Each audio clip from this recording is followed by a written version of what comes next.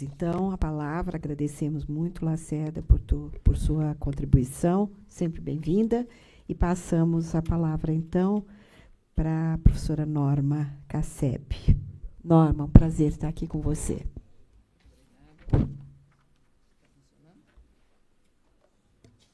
Agora sim. Bom dia a todos. Né? Não precisa nem a gente ressaltar a importância do tema, né, desse debate, desse fórum, dos temas. Lamentavelmente, hoje nós temos outros, coincidiu de outros encontros aqui também, na Faculdade de Economia, mas isso é muito bom, quer dizer, nós estamos tendo vários, parece que tem outro, né, professora, na psicologia também. Então, nós estamos com a PUC sempre se mobilizando, né, em termos de boas ideias, tá certo? E pensando, sobretudo, na psicologia, um grande encontro. E aqui nós temos na economia também, com a professora Anita Con. Então, isso só nos dá alegria e a certeza de estarmos numa grande universidade. Né? Eu vou começar um pouco também com a história, historiando um pouquinho essa questão da indústria, né, e do papel do Estado, que, sem dúvida nenhuma, no caso dos países subdesenvolvidos ou no caso dos países em desenvolvimento, eles estão profundamente entrelaçados. Não precisamos de muita leitura para entendermos, como já disse Celso Furtado, e um outro economista bastante diferente dele, enquanto padrão de formação teórica, que é o Delfim Neto, não existe possibilidade de desenvolvimento sem o Estado em países com desenvolvimento tão tardios da industrialização como o nosso. Né? Então, o Estado, se o Estado, entre aspas, está falido, está aí a cara do Brasil, que também está. Né? Então, vamos começar em cima de um paper, tá, que eu escrevi e que eu achei que cairia bem na discussão de hoje. Vou ler alguns trechos dele. A indústria no Brasil sempre permeou a discussão sobre o desenvolvimento da economia brasileira.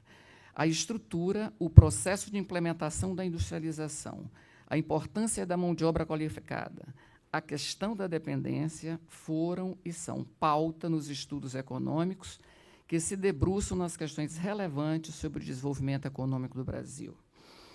E, nos últimos tempos, nós estamos presenciando novamente o retorno das discussões entre neoliberais e desenvolvimentistas. Né?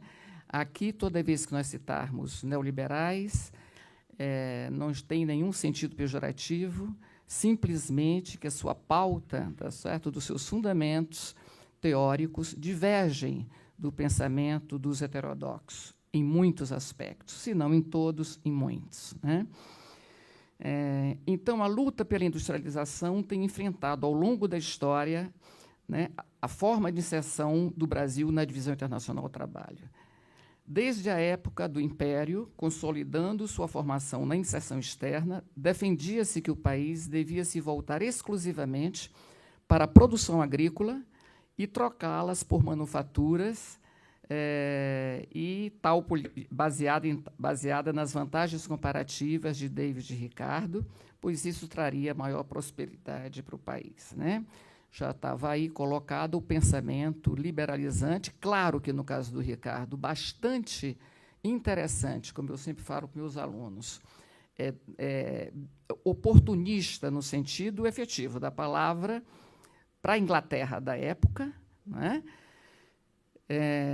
Porque ia trocar manufaturas, tá certo, com alto valor adicionado, por produtos já com alto valor adicionado, relativamente aos produtos agrícolas, produtos de alimentação. Então, o Ricardo sabia perfeitamente que era um gênio, sabia perfeitamente o que estava fazendo, né? E o fez. Com o advento da República, quando segmentos importantes da sociedade civil, através de seus movimentos sociais, passam a interferir nesse debate sobre a questão da industrialização. Toma fôlego a discussão sobre a necessidade de se superar à dependência do país frente ao mercado externo e aos interesses dos países hegemônicos. O debate entre os defensores do modelo produtor agrícola extrativista mineral, temos aí hoje, né, isso é uma discussão antiga, versus desenvolvimentismo das atividades industriais, tornou-se ainda mais acirrado a partir da crise de 29, que desencadeou um forte estrangulamento externo, né, com escassez de divisas, devido à crise do balanço de pagamentos. Portanto, o debate sobre a industrialização brasileira ganha mais força ainda na década de 40 e se notabiliza pela controvérsia entre Roberto Simonsen, Roberto, hein, não é o Mário Henrique, né, idealizador da Fiesp, e Eugênio Goudin, economista que pertenceu à Fundação Getúlio Vargas, do Rio de Janeiro. E tal debate era reflexo da industrialização tardia ou retardatária, vis-à-vis a dos países capitalistas hegemônicos. Ela expressava, na verdade, essa condição, né? A política econômica implementada pelo Estado, na época, na figura do Getúlio Vargas, foi, então, pautada por um projeto industrializante de proteção ao mercado interno e alavancada, em grande parte, pelos investimentos públicos. A controvérsia entre os referidos autores estava centrada na relação entre industrialização e desenvolvimento econômico. Para Simonsen, o desenvolvimento da indústria no Brasil seria o antídoto contra o subdesenvolvimento exigindo planificação e regulamentação através do fortalecimento do papel do Estado na economia, enquanto que, para Goudin, liberal confesso, grande mestre dos neoliberais brasileiros, a industrialização monitorada pelo Estado seria artificial e frágil e não garantiria o desenvolvimento do país. Acreditava que a intervenção do Estado através da proteção tarifária e do controle do câmbio manteria a economia brasileira nos níveis de subdesenvolvimento já existente.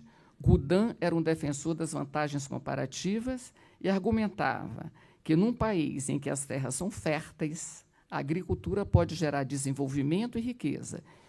Isto é, a produção de commodities era a vocação e por onde deveria se basear o desenvolvimento da economia brasileira. Portanto, essa discussão não é uma discussão nova, é uma discussão que permeia o andar da história da economia brasileira, né? Nos anos 50, a questão da industrialização nos países periféricos vai ser totalmente, né, discutida pela CEPAL, influenciada por Prebisch, Celso Furtado e outros, né, Aníbal Quirrano, grandes intelectuais da América Latina, né? E o desenvolvimento, então, é conceituado como um projeto, ali pela CEPAL, como um projeto de superação do subdesenvolvimento através da industrialização integral por meio de planejamento e apoio do Estado, né? Portanto, a discussão sobre a relação entre industrialização e desenvolvimento se amplia, e Celso Furtado, que participou, né, da criação da CEPAL, além de defender a necessidade de industrialização como condição para romper a dependência e, portanto, com o subdesenvolvimento, vai buscar entender a relevância da estrutura produtiva e do desenvolvimento tecnológico na tentativa de explicar a dinâmica do processo de industrialização no Brasil. Para ele, o subdesenvolvimento era decorrente da diferença entre a capacidade dos setores da economia de absorver a força de trabalho disponível em termos de produtividade, ou seja, são as diferenças tecnológicas entre departamentos produtores de bens de consumo e de bens de capital que caracterizam o subdesenvolvimento. A minha tese de mestrado é uma tese que vai, de uma certa forma, transitar por esse assunto, embora seja uma tese de approach marxiano. A tese de doutorado também vai transitar sobre esse assunto, mas já ancorado no approach pós-keynesiano, e todos eles levando a essa já insinuação que o Celso Furtado está fazendo aqui, que a tragédia brasileira se consubstancia também no brutal diferencial de produtividade entre os bens de consumo populares, efetivamente populares, e os chamados bens de consumo de mais alto valor adicionado. Por que isso é um problema? Porque a acumulação de capital se dificulta dentro da lógica do sistema capitalista. E o custo de reprodução da força de trabalho, que, como nos países desenvolvidos, Alemanha, o próprio Japão, Estados Unidos e Canadá, vai por aí afora, França, Itália, ele se reduz. Aqui no Brasil, ele tem resistência à queda. E, com isso, o capital lança a mão, ou o nosso sistema lança a mão do conhecido arroxo salarial, mais-valia absoluta, na linguagem do Marx. Então, é algo que nós não temos, mesmo com o segundo PND no Brasil, né, que foi um plano, digamos, onde, de certa forma, se completou a matriz industrializante brasileira, já na segunda metade da década de 70, nós não conseguimos fazer esse linkage de produtividade entre os setores produtores de bens de salário, ou bens que formam, de bens operários, tá certo? E dos chamados bens sofisticados. Então, nós temos um dilema, tá certo? Porque a estrutura industrializante do Brasil termina tendo por base a concentração, a eterna concentração de renda. Foi assim nos primórdios, com a concentração fundiária brutal, que permite uma renda estratosférica, tá certo? Para os seus possuidores dessa riqueza, né? E, de certa forma, continua, né, com esse mesmo problema, com essa mesma disfuncionalidade, digamos assim. É uma forma de desenvolvimento capitalista. Claro que um pouco diferente e atrasada relativamente o desenvolvimento capitalista clássico, no sentido de importância, no sentido de desenvolvimento, ou como Marx chamaria de plenamente capitalista, acabado, né? Como é que a gente diz? Com a predominância, não que seja apenas ela, da mais-valia relativa. Então, quer dizer, o Brasil vive este dilema. Poderia ter dado um salto no final dos anos 70, mas não. A nossa opção, a opção da economia brasileira ali, endógena, e por uma série de restrições também exógenas, né, nos levou para um caminho muito diferente que o Lacerda está acabando de mencionar, né?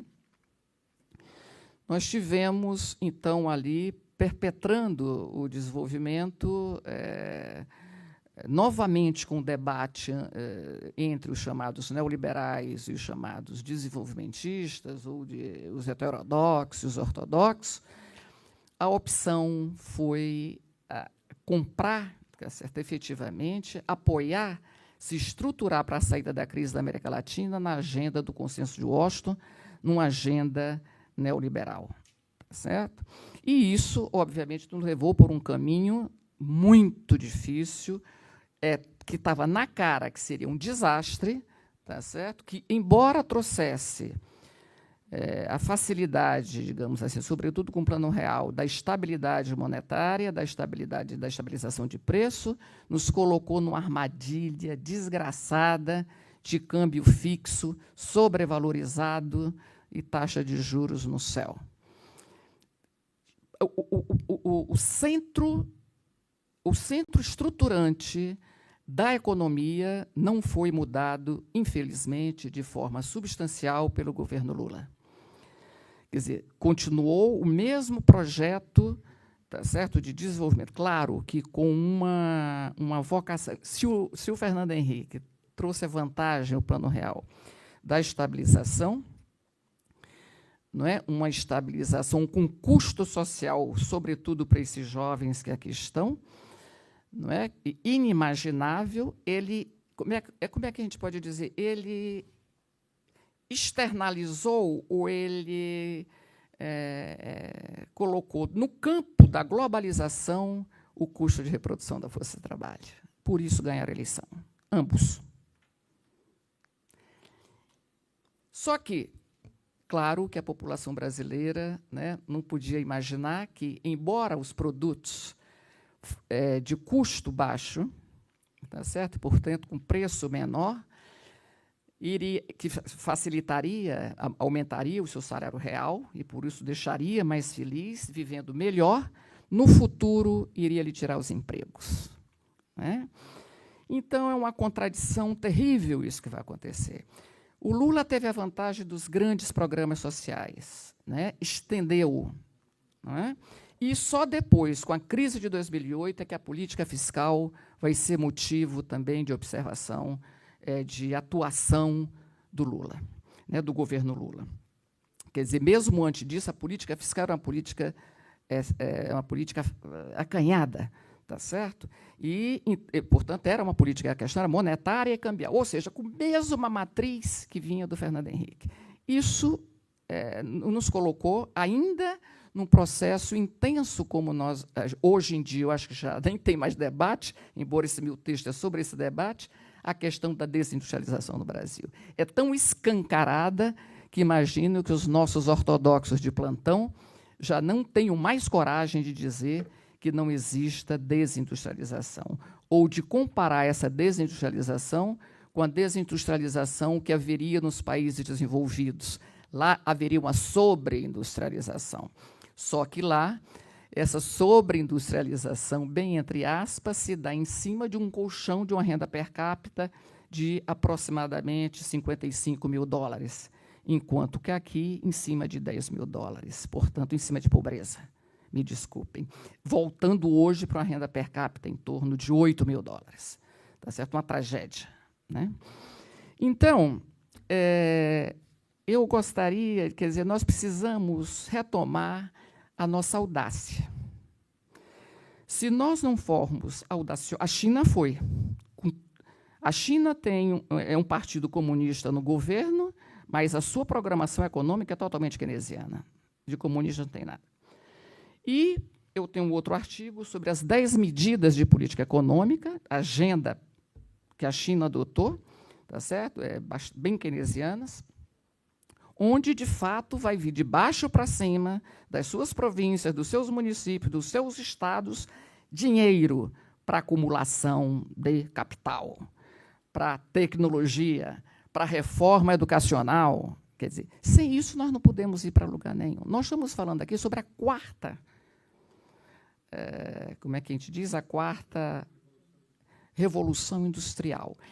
Nós estamos sempre um pouco atrasados. Não é na década de 50, o Vargas está fazendo o que a Inglaterra já fez no século XVIII. Quer dizer, nós precisamos ir mais rápido nisso, né?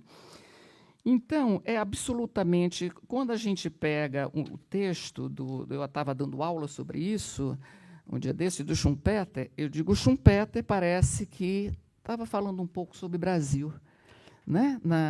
É um autor fantástico, e está dizendo o tempo todo, olha, o Estado realmente tem que ser, tem que ter um papel ativo, fundamental, tá certo? Na geração de estratégias para fomentar o desenvolvimento. É o Estado, em todos os lugares do mundo. Isso, o nosso problema é que nós somos muito tardios. Foi assim na Alemanha, foi assim no Japão e na Inglaterra.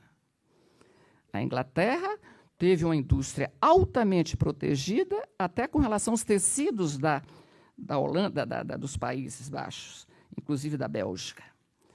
Portanto, a história do laissez-faire, do livre mercado, ele é livre pero non mucho. Quer dizer, não é sempre. Nos Estados Unidos, a proteção da indústria nascente, só que ela tem que ser protegida e tem que se superar para ganhar competitividade no mercado internacional. Esse é o caminho. E foi assim que o modelo asiático olhou para nós, olhou para a Alemanha, do Bismarck, e olhou, né, e disse, opa, o que é que nós pegamos um pouco de cada um?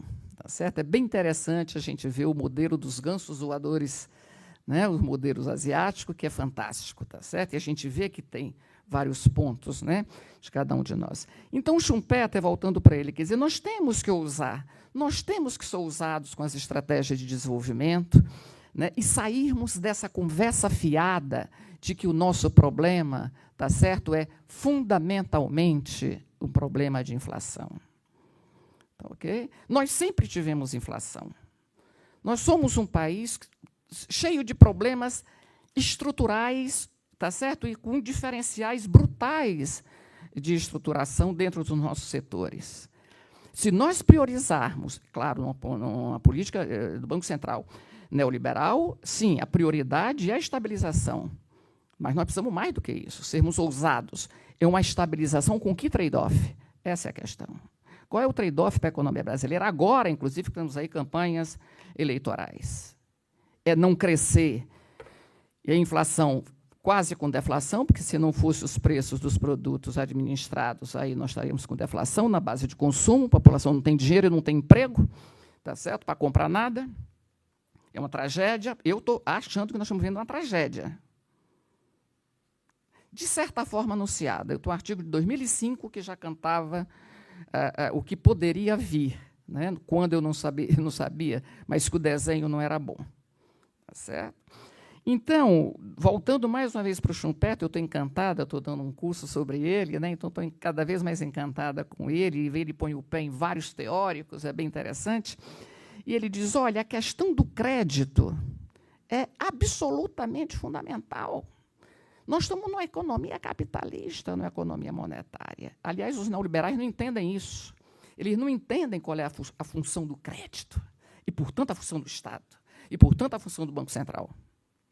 Se entendessem, eu acho que nos diriam algumas bobagens, não todos, mas alguns deles saem dizendo.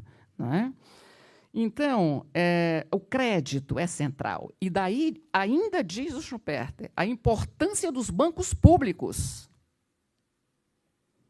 Exatamente para orientar esse crédito. Ainda bem que nós temos, né, BNDES, tá certo? Porque o Schumpeter chama a atenção exatamente disso. A importância dos bancos públicos, tá certo? Para orientar, então, as inovações, os investimentos, as inovações, né, que precisam, as políticas públicas que precisam ser feitas, né, de profundidade, e que, de fato, permita as inovações, que tenham um tempo de maturação, quer dizer, que não levem a uma rodada de endividamento, como foi no caso do nosso endividamento externo, que, na verdade, era como eles venciam antes da maturação do retorno do investimento, você tinha que se reendividar novamente para poder pagar aquilo que já vinha. Então, você pagava a mesma coisa várias vezes, né? Então, o que eu acho que nós podemos aqui, e finalizando, né, eu até tinha muito mais coisas aí, mas eu acho que no andar da carruagem, é deixar muito claro que não existe, do ponto de vista daqueles que, de fato, eu acho, têm uma preocupação e um compromisso com o seu país, né, com o seu povo, né, não é possível pensar numa economia como a brasileira que se desenvolva sem uma forte atuação do Estado. Um Estado atuando nessas estratégias de desenvolvimento, um Estado atuando numa estratégia de desenvolvimento e buscando esse desenvolvimento para a distribuição de renda. E a distribuição de renda não é feita tipo Robin Hood. Não existe isso no sistema.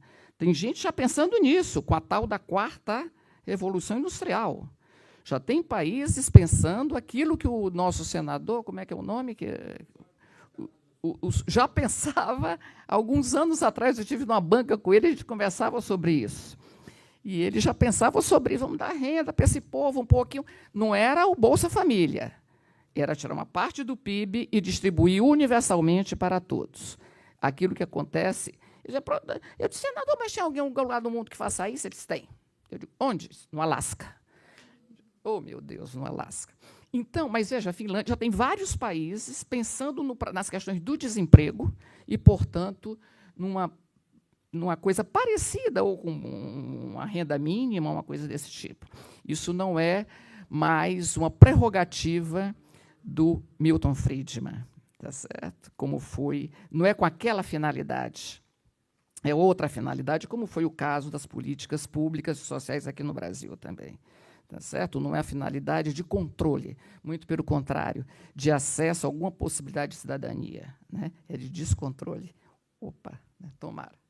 Então, quer dizer, nós temos que essa percepção, tá certo, que nós economistas temos que ter, porque qualquer projeto de desenvolvimento tem que vir ancorado numa obrigação de todo economista, que é a geração de empregos. É absolutamente essencial que os economistas se preocupem, e qualquer processo estratégico, qualquer modelo de desenvolvimento, com a questão da geração de emprego. Não só no setor produtor de bens de consumo, mas, sobretudo, no setor produtor de tecnologia, de bens de investimento, que ele que vai alavancar todo o processo multiplicador da renda, do produto, do desenvolvimento e da distribuição tão desejada, já que não pode ser com Robin Hood, tem que ser na produção, já dizia o velho Marx. Obrigada.